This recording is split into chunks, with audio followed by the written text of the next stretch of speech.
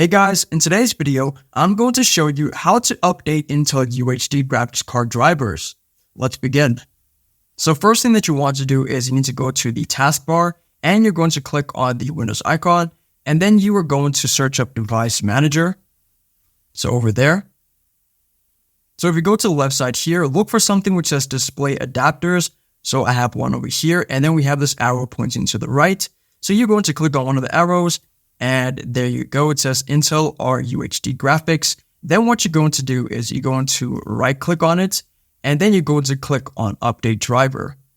Then it's going to tell you how do you want to search for drivers. You can search automatically for drivers. Windows will search your computer for the best available driver and install it on your device.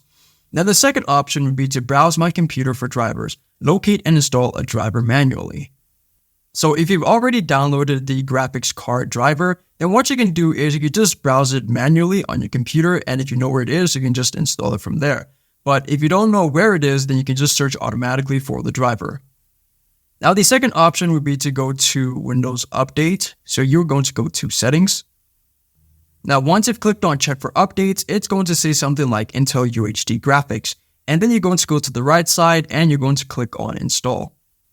If this video helped you out, then please leave a like and consider subscribing.